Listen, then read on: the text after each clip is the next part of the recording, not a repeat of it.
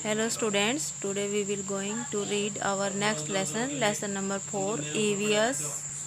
इस लेसन में हम प्लांट्स के बारे में पढ़ेंगे। इससे पहले 3 लेसन्स कंप्लीट कर चुके हैं और उनके वीडियो भी अपलोड कर दिए गए हैं। तो जिन स्टूडेंट्स ने वो वीडियोस नहीं देखे हैं, वो लेसन रीड नहीं किए हैं, वो यूट्यूब चैनल पर जा कर के उनको देख सकते हैं और वीडियोज़ को पूरा देखें। और सभी स्टूडेंट चैनल को सब्सक्राइब करें ताकि आने वाले वीडियोस की नोटिफिकेशन आपको मिल सके।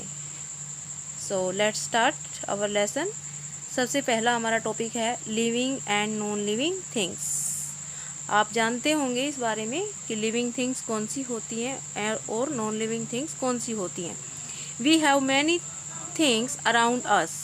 हम अपने आसपास बहुत सारी चीज़ों को देखते हैं। दिन भर हम अपने आसपास की बहुत सारी चीज़ें हमें नज़र आती हैं।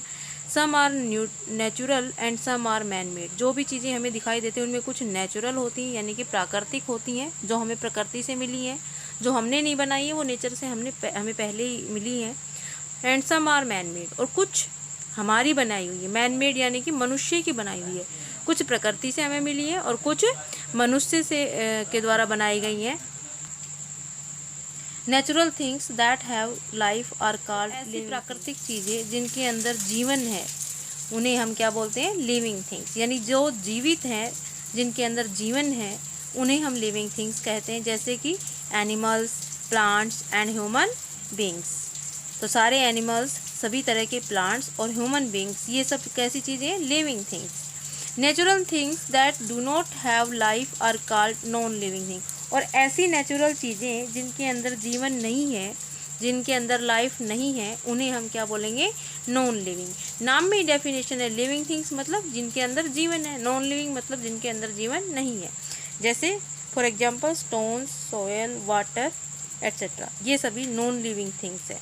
तो living things animal, plants and human beings, और non living things stone, soil, water और ऐसी दूसरी चीज़ें। Living things and non living things are quite different from each other. तो लिविंग थिंग्स और नॉन लिविंग थिंग्स जो हैं वो एक दूसरे से बिल्कुल डिफरेंट हैं।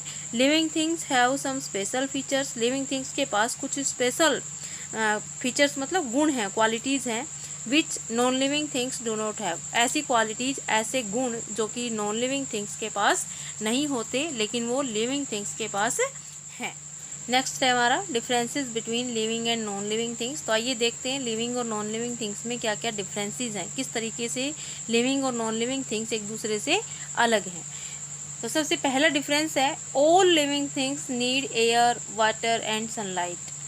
सभी लिविंग थिंग्स को एयर की ज़रूरत पड़ती है, वाटर की ज़रूरत पड़ती है और सनलाइट की ज़रूरत पड़ती है। जबकि नॉन लिविंग थिंग्स को इनमें से किसी भी चीज़ की ज़रूरत नहीं पड़ती। जैसे स्टोन है, स्टोन को एयर की क्या ज़रूरत होगी, या उसको वाटर की क्या ज़रूरत पड़ेगी, या फिर सनलाइट किस लिए चाहिए उसको।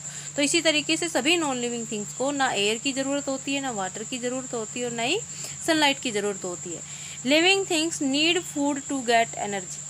सभी लिविंग थिंग्स को भूख लगती है, सभी लिविंग थिंग्स को एनर्जी के लिए फूड की ज़रूरत पड़ती है। जबकि non living things do not need food. यानी नॉन लिविंग थिंग्स कोई काम तो करती नहीं है तो उनको एनर्जी भी नहीं चाहिए, और एनर्जी नहीं चाहिए तो फूड की ज़रूरत भी नहीं है।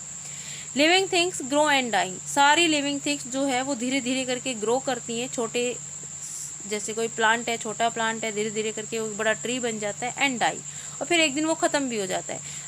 ठीक इसी तरीके से सभी लिविंग थिंग्स पहले ग्रो करती हैं, फिर वो एक दिन ख़त्म हो जाती हैं। जबकि नॉन लिविंग थिंग्स जो है वो ना तो ग्रो करती हैं, वो जैसी हैं वैसी ही रहती हैं, ना ही उनकी डेथ होती है। ऑल लिविंग थिंग्स ब्रीद, यानी कि सभी लिविंग थिंग्स ब्रीदिंग करती हैं यानी सांस लेती हैं, जबकि नॉन लिविंग थिंग्स ब्रीदिंग नहीं करती हैं।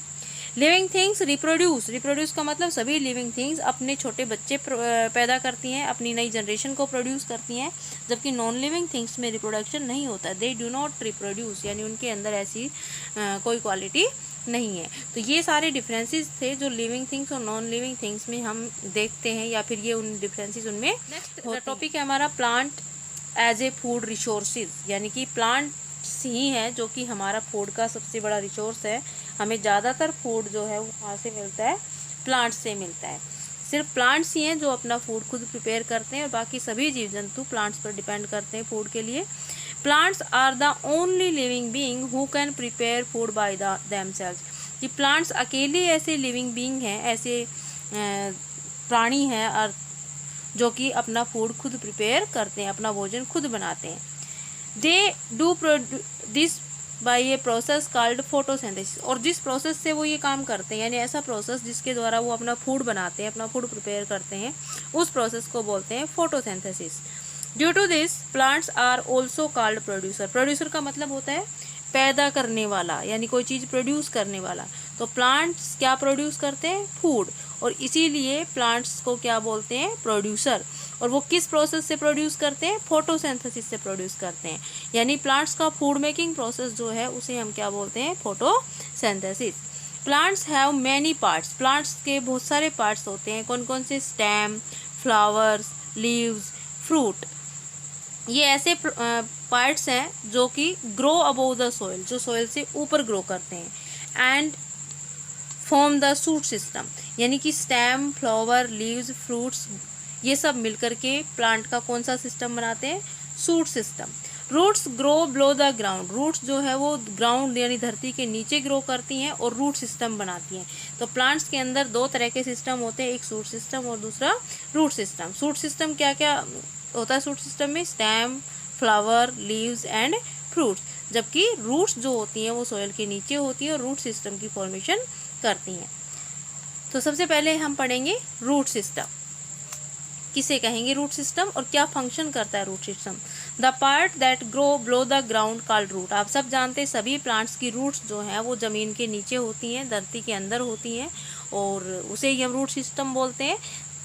It is non green part of the plant. हमने देखा है प्लांट का ज़्यादातर हिस्सा जो होता है ग्रीन होता है, स्टेम भी ग्रीन होती है, लीव्स भी ग्रीन होती हैं, लेकिन रूट्स ग्रीन नहीं होती, इसलिए इनको कौन सा पार्ट कहा जाता है? Non green part of the. और क्या फंक्शन करती हैं roots? Roots of the plant absorb, absorb होता है सोखना, water and minerals from the soil. तो रूट्स जो होती हैं वो सोइल से वाटर और मिनरल्स को सोख लेती हैं, एब्जॉर्ब करती हैं, और उसके बाद क्या करती हैं? Send them up to the rest of the plant, और उसको सोख के एब्जॉर्ब करके और प्लांट के बाकी के हिस्सों के पास उसको भेज देती हैं। Roots also hold plant firmly to the soil. और रूट्स का एक और फंक्शन क्या है कि रूट्स जो है वो प्लांट्स को धरती के अंदर एक फिक्स करके रखती हैं, सीधा खड़ा रखती हैं, धरती के साथ उसकी जो अटैचमेंट है वो बनाए रखती हैं। यानी धरती के साथ किस तरीके से अटैच होता है प्लांट? रूट्स के जरिए अटैच होता है। रूट्स हैं जो उसको धरती में फिक्स करके खड़ा रखती हैं। अगला टॉपिक है हमारा टाइप्स ऑफ रूट्स। तो कौन कौन सी तरह की रूट्स होती हैं? There are two types of roots. दो तरह की रूट्स होती है, एक होती है टैप रूट और दूसरी होती है फाइब्रस रूट। टैप रूट किसको कहेंगे? The tap root has a thick centre and it grows straight downward. जो टैप रूट होती है वो सेंटर में से थिक होती है, यानी कुछ इस तरीके की होती है, यानी कि ये यहाँ से थिक होती है, मोटी होती है, एंड ग्रो स्ट्रेट डाउनवर्ड, और नीचे की तरफ लंबी इस तरीके से ग्रो करती हुई चली जाती है। It may or may not have branches roots like hair like structure, hair like roots grow from the sides of the tap root. कई बार इस पर यहाँ इस तरीके से हेयर लाइक स्ट्रक्चर्स हो भी सकती हैं और नहीं भी हो सकती, बहुत छोटे छोटे हेयर्स यहाँ पर होते हैं। Most of the trees have an extremely well developed tap root system. Most of the trees यानी कि ज़्यादातर पेड़ जो हैं उनके पास वेल डेवलप्ड, बहुत ही अच्छी तरीके से डेवलप हुआ टैप रूट सिस्टम होता है, यानी उनके पास टैप रूट्स होती हैं। तो ऐसे कौन कौन से प्लांट्स हैं जिनके पास टैप रूट होती हैं? एग्जांपल्स क्या हैं? रेडिश, यानी कि रेडिश क्या होती है? मूली। Turnip and carrot are example of the plants with a tap root. यानी कि रेडिश में, टर्निप में और कैरेट में कौन सी रूट्स होती हैं? Tap root. यानी आप जो मूली खाते हो, जो गाजर आप खाते हो, वो प्लांट का कौन सा पार्ट खाते हैं? हम रूट खाते हैं, यानी कि वो क्या होती है? रूट होती है प्लांट की, जिनको हम खाते हैं। आपको पता है कि जो मूली होती है, गाजर होती है, वो ज़मीन के नीचे होती है और इस तरीके से ऊपर उनके ऊपर पत्ते होते हैं। तो ये वाला हिस्सा हम एज ए फूड यूज़ करते हैं। तो ये इस प्लांट का कौन सा पार्ट हुआ? रूट। तो ये, और ये कौन सी टाइप की रूट हुई? टैप रूट हुई, यानी कि ये कौन सी रूट है? Tap root. अगली है हमारी fibrous root. The fibrous root has many branches that spread sideways इस तरीके की ये रूट्स आपको दिख रही है। इसमें कोई मेन रूट नहीं होती। टैप रूट में एक मेन रूट होती है और उसके बाद यहाँ पर कभी कभी ब्रांचेज होती हैं, छोटे छोटे हेयर्स होते हैं, जबकि फाइब्रस रूट में कोई भी मेन रूट नहीं होती है। ये किसी एक पॉइंट से शुरू होकर यहीं से ही बहुत सारी ब्रांचेज हो जाती हैं। इस तरीके की रूट्स जो होती हैं वो फाइब्रस रूट कहलाती हैं। It does not go very deep into the soil, और ये ऐसी रूट्स होती हैं जो सॉइल में बहुत अंदर तक नहीं जाती हैं, ऊपर ऊपर ही रहती हैं। Fibrous root branch sideways holding the particles together, और ये इस तरीके से चारों तरफ फैल जाती हैं और सॉइल के पार्टिकल्स को पकड़ करके रखती हैं। दिस प्रिवेंट सॉइल इरोजन, और ये सॉइल इरोजन को रोकती है। प्रिवेंट होता है रोकना, सॉइल इरोजन क्या होता है कि जब तेज़ हवाएं चलती हैं, जब बारिश आती है, तो ऊपर ऊपर की मिट्टी जो है वो बह करके एक जगह से दूसरी जगह पर चली जाती है, तो इस प्रोसेस को हम बोलते हैं सॉइल इरोजन। तो इस तरीके की रूट्स जो होती हैं वो ऊपर ऊपर की मिट्टी में फैली हुई होती हैं और रूट्स के साथ मिट्टी जो है वो बिल्कुल बंध के रहती है, तो सॉइल इरोजन नहीं होता, यानी वो बह करके एक जगह से दूसरी जगह पर नहीं जाती है। All types of grasses have fibrous root, जितनी भी घास हम आसपास देखते हैं उसमें कौन सी रूट्स होती हैं? Fibrous root. आपको एग्जांपल्स याद करने होंगे। दूसरा है rice wheat are also type of grasses, यानी राइस चावल का जो पौधा होता है वो, और गेहूं का जो पौधा होता है वो भी फाइब्रस रूट रखता है, यानी उनकी भी रूट्स कैसी होती हैं? फाइब्रस होती हैं। ये भी एक तरह की घास ही होती हैं, इनका जो प्लांट होता है, और इस तरीके से इनमें भी फाइब्रस रूट्स होती हैं। तो आज हमने पढ़ा टाइप्स ऑफ रूट्स, यानी कि टैप रूट और फाइब्रस रूट्स। आपको याद रखने हैं कि there are two types of roots, tap root और फाइब्रस रूट। टैप रूट में एक मेन रूट होती है, जबकि फाइब्रस रूट में कोई मेन रूट नहीं होती, सारी ब्रांचेज होती हैं जो कि सॉइल में ऊपर ऊपर की सॉइल में फैली हुई होती हैं, जबकि टैप रूट जो होती है वो ज़मीन में अंदर तक धसी हुई होती हैं। और इनके एग्जाम्पल्स याद करेंगे। इससे नेक्स्ट वीडियो में हम लेसन का बचा हुआ पार्ट रीड करेंगे। Thank you for watching.